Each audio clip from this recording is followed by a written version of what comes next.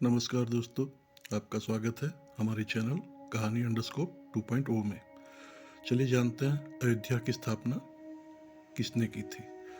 भारत की प्राचीन नगरियों में से एक अयोध्या को हिंदू पौराणिक इतिहास में पवित्र सप्तपुरियों में अयोध्या, मथुरा, माया, काशी, काची, अवंतिका और द्वारका में शामिल किया गया है।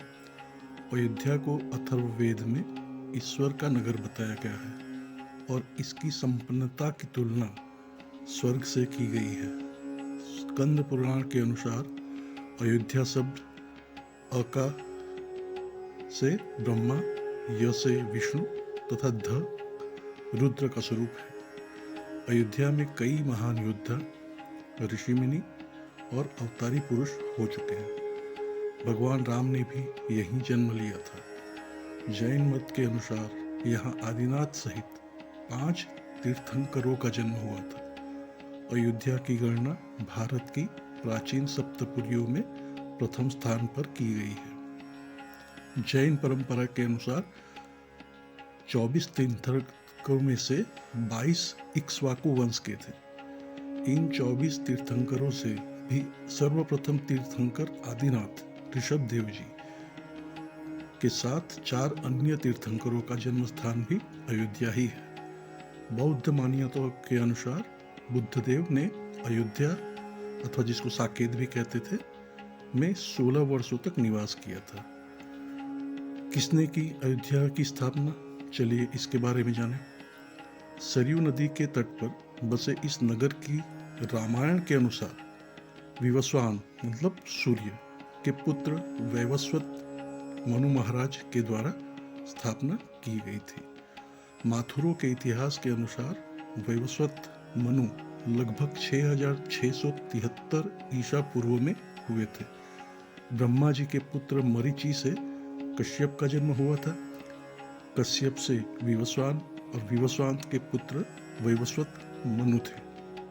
वैवस्वत मनु के 10 पुत्र थे। ईल, इक्ष्वाकु, कुशनाम, अरिष्ट, धृष्ट, नरसंत, करुष, महाबली, शर्याति और पृषद। इसमें इक्ष्वाकु कुल का ही सबसे ज्यादा विस्तार हुआ। इक्ष्वाकु कुल में कई महान प्रतापी राजा, ऋषि, अरिहंत और भगवान हुए हैं। इक्ष्वाकु कुल में ही आगे चलकर प्रभु श्री राम भी हुए। अयोध्या पर महाभारत काल तक इसी वंश के लोगों का शासन रहा। पौराणिक कथाओं के अनुसार ब्रह्मा से जब मनु ने अपने लिए एक नगर के निर्माण की बात कही तो वे विष्णु जी के पास ले गए। विष्णु जी ने उन्हें साकेत धाम में एक उपयुक्त स्थान बताया। विष्णु जी ने इस नगरी को बसाने के लिए ब्रह्मा तथा मनु के साथ देवशिल्पी विश्वकर्मा जी को भेज दिया। इसके अलावा अपने रामावतार के लिए उपयुक्त स्थान ढूंढने के लिए महर्षि वशिष्ठ को भी उनके साथ भेजा। मान्यता है कि वशिष्ठ द्वारा सरयू नदी के तट पर लीला भूमि का चयन किया गया जहां विश्वकर्मा जी ने नगर का निर्माण किया। स्कंद पुराण के अनुसार अयोध्या भगवान विष्णु के चक्र पर विराजमान है। उत्तर भारत के तमाम हिस्सों में जैसे कौशल, कपिलवस्तु, वैशाली और मिथिला आदि में अयोध्या के इक्ष्वाकु वंश के शासकों ने ही राज्य कायम किए थे। अयोध्या और प्रतिष्ठानपुर, जिसको झुंसी भी जाना जाता है, के इतिहास का उद्गम ब्रह्मा जी के मानस पुत्र मनु से ही संबंधित है। जैसे प्रतिष्ठानपुर और यहाँ के चंद्रवंशी शासकों की स्थापना मनु के पुत्र एल से जुड़ी है, जिसे शिव जी ने श्राप देकर इला बना दिया था। उसी प्रकार अयोध्या और उसका सूर्यवंश मनु के पुत्र इक्ष्वाकु से प्रारंभ हुआ। भगवान श्री राम के बाद लव ने श्रावस्ती बसाई और इसका स्वतंत्र उल्लेख अगले 800 वर्षों तक मिलता है। कहते हैं कि भगवान श्री राम के पुत्र कुश ने एक बार पुनः राजधानी अयोध्या का पुनर्निर्माण करवाया था। इसके बाद सूर्यवंश की अगली 44 पीढ़ियों तक इसका अस्तित्व बरकरार रहा।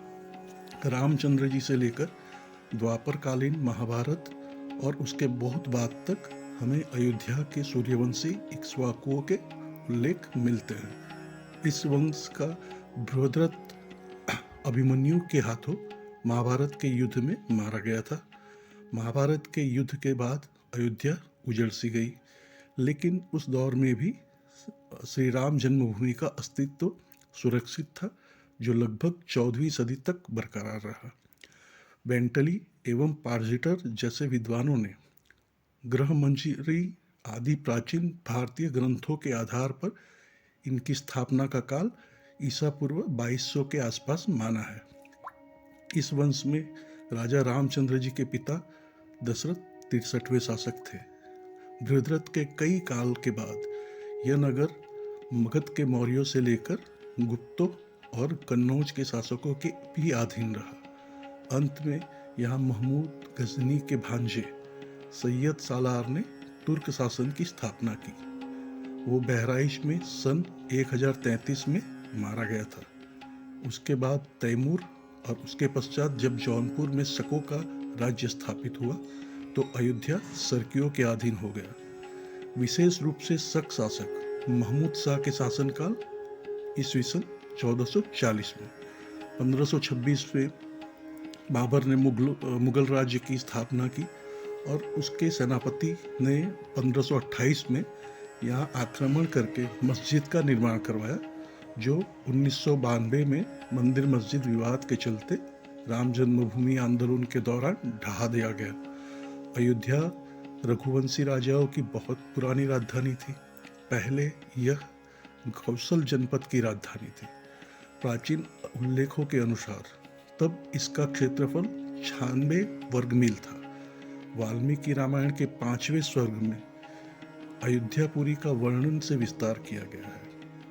वाल्मीकि कृत रामायण के बाल कांड में उल्लेख मिलता है कि अयोध्या 12 योजन लंबी और 3 योजन चौड़ी थी।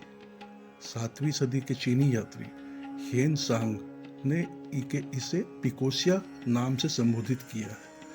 आईने अकबरी के अनुसार इस नगर की लंबाई 148 कोस तथा चौड़ाई 32 कोस मानी गई है।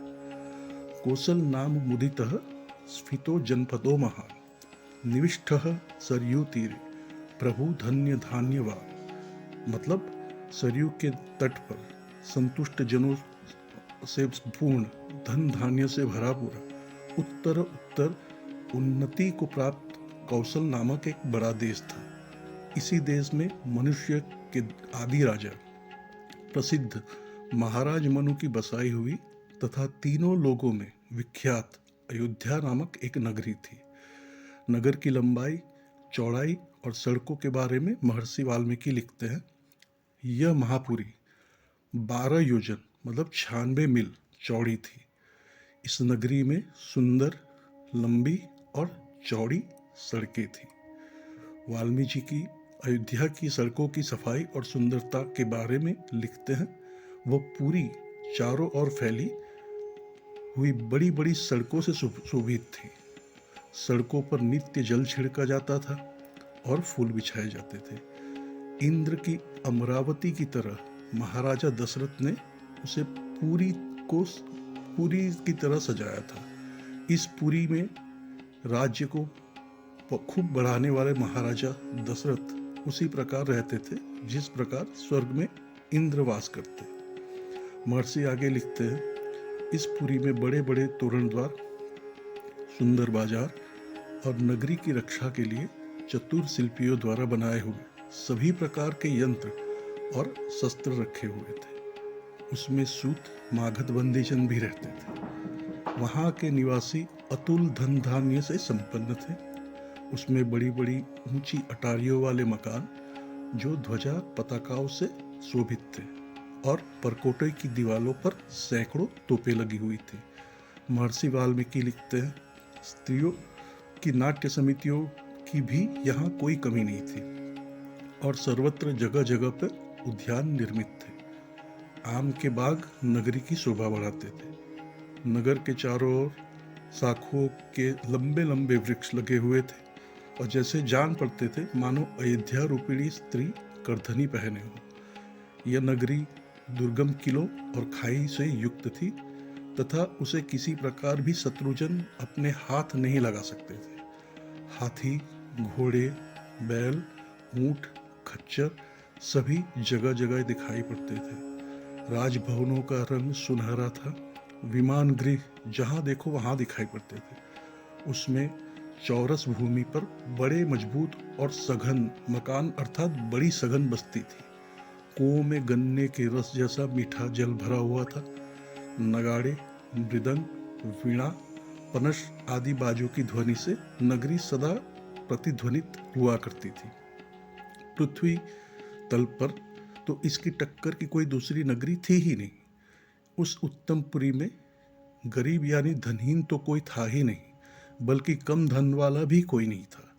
यहाँ जितने भी कुटुंब बसते थे, उन सबके पास धन धान्य, गाय, बैल और घोड़े थे। अयोध्या घाटों और मंदिरों की प्रसिद्ध नगरी सरयू नदी यहाँ से ही होकर बहती है। सरयू नदी के किनारे 14 प्रमुख घाट हैं।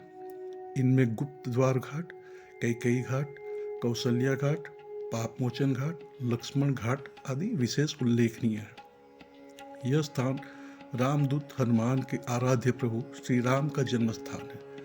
राम एक ऐसे महापुरुष थे और इनके पर्याप्त प्रमाण भी हैं। शोधानुसार पता चला है कि भगवान राम का जन्म 5114 ईस्वी पूर्व में हुआ था। चैत्र मास की नवमी को राम नवमी के रूप में मनाया जाता है। कहते हैं कि 1528 में बाबर के सेनापति मीर बाकी ने अयोध्या में राम जन्मभूमि पर स्थित मंदिर तोड़कर बाबरी मस्जिद बनवाई थी। तो दोस्तों, यही कहानी थी अयोध्या नगरी के बनने उजड़ने में। धन्यवाद।